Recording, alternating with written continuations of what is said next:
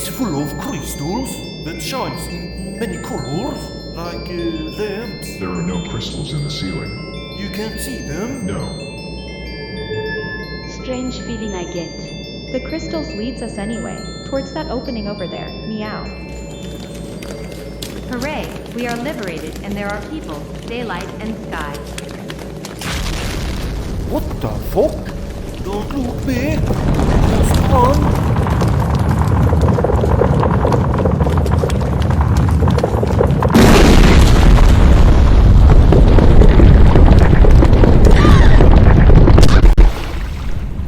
Dark water?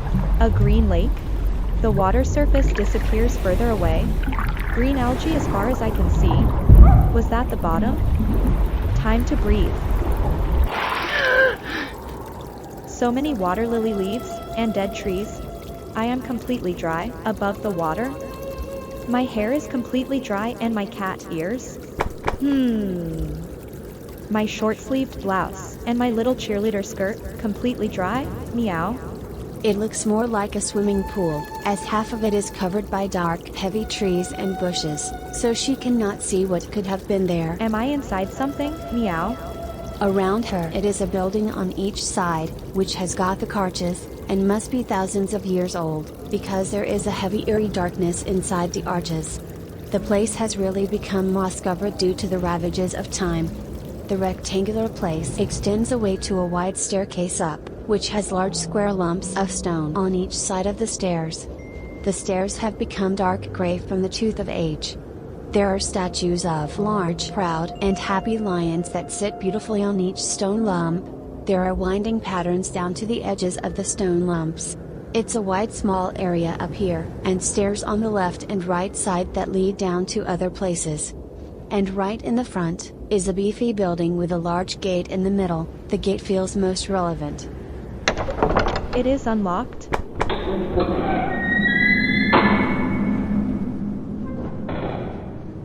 There are narrow stairs on the sides up to small areas, with stairs further up to an upper floor, and a round glass dome as a roof. I'll probably move forward. Ow.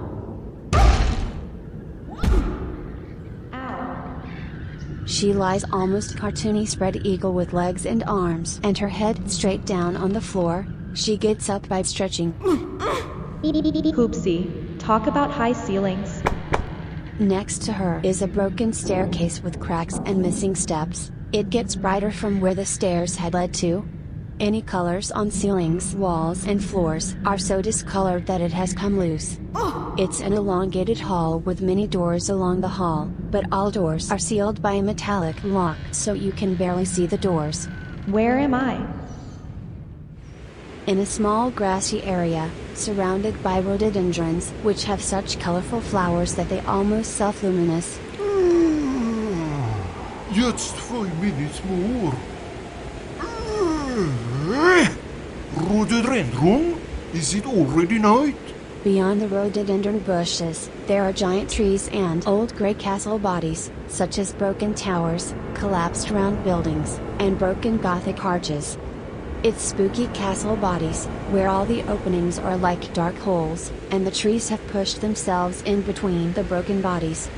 The castle bodies seem to move slowly up and down out of step with each other.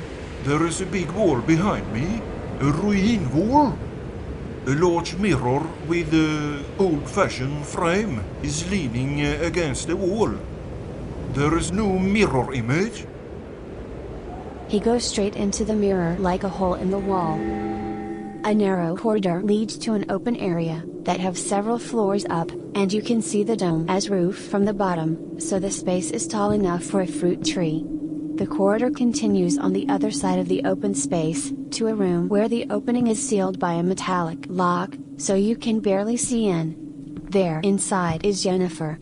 There is a control panel by the wall over there. Pull that big gear level over there. Okay then. Huh? The lock that separated these two. There is a large metallic hollow lump on the ground that has something that acts as a rail, which extends up to the roof. Yennefer stands wide-legged and looks down into the hole. What is it, down there? Meow. She bounces so high up from the ground that she lifts up, and falls in a perfectly arcuate motion. With her head first, she falls through another hole in the floor.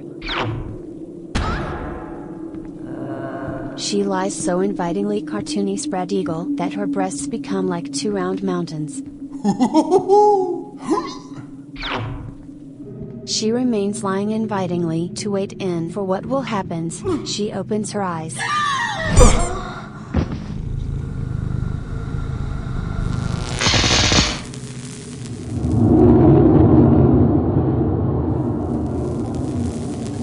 The gigant crystal self-illuminates vibrationally.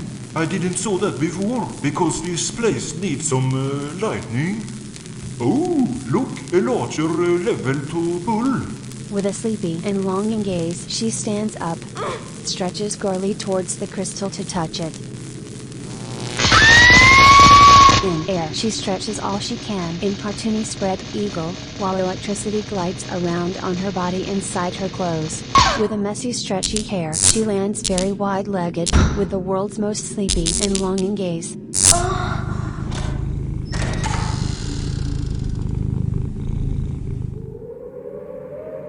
The dim glow of moonlight night creates a different field of vision.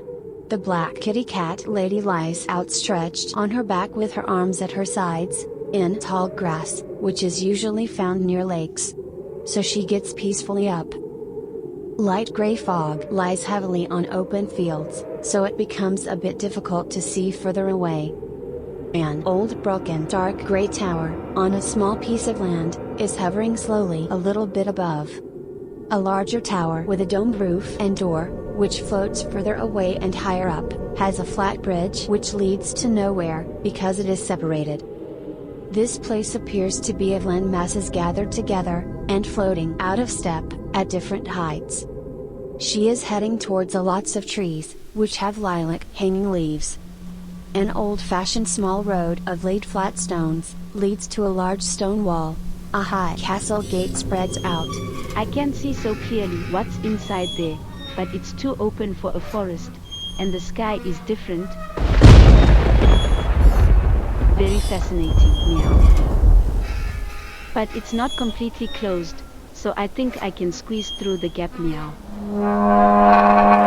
She squeezes herself through like when you squeeze a pillow through a narrow opening, but happens to get a little tear on an arm from something. It's an open grassy area like a large meadow where the green is untreated, with broken Gothic ruins as walls around the open area, where vegetation covers what were once Gothic vaults. Inside the vaults it has been like a straight long road through the greenery, and a tree grows in one of the vault rooms.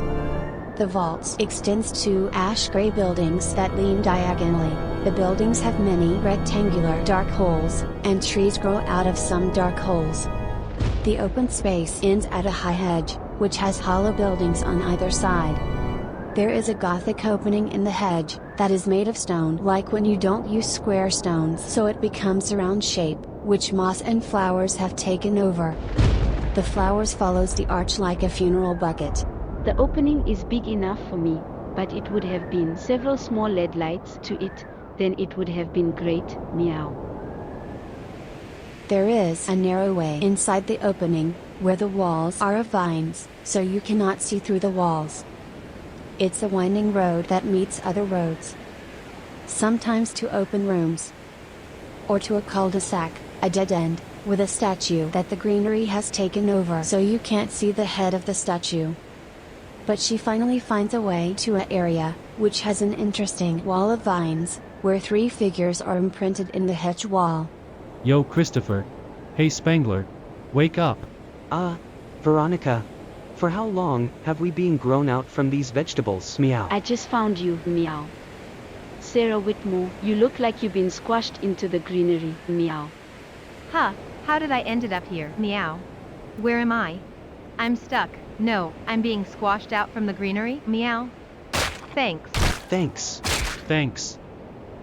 Gothic wall ruins like a protective castle wall with a moss-covered roof, continue to stretch on the right and the left sides of this open grass area. Up to round buildings on the right and left sides, which have a front door to the grass area, and porch around an upper floor, but the third floor has only windows. Big trees have taken over spaces that becomes when buildings around. The greenery has grown out of broken windows, and the buildings have become leaning like heads of skeletons with dark sockets for eyes. The round buildings make the grass area to have several edges, and a path of flat stones from the front doors extends into the grass area up to Japanese stone lanterns, and old broken tables with chairs. In the middle there are two smaller broken towers with an old wall between them. A large high Gothic arch in the middle of the wall creates a large opening like a central entrance. But there are several metallic things in the front. There are so many of the metallic things that the gate has a strong locking system, no one can enter. Pointed roofs from towers, in different heights, in different sizes, and different lengths, can be seen behind above, with other Gothic walls. Veronica turns to face the hedge. Probably the maze of hedges continues, behind the other castle walls as well, meow. Sue, are we dead? Dude, Sarah and Jennifer got smashed by big boulders, who then could turn into 3D. I think we just got a little knocked me out. Yes, our bodies are probably just buried under the rock slide, in pause mode. If so, this place is not a physical place, meow. Don't be too sure about that. I accidentally got a scratch on myself from something.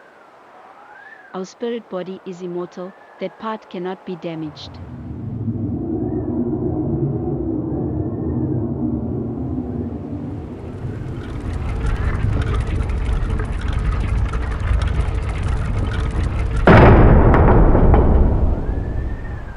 I think it's going to be morning, meow. On a wide road between fir trees, there are hundreds of old, rusty, and broken cars, as if people had walked away from a heavy traffic jam.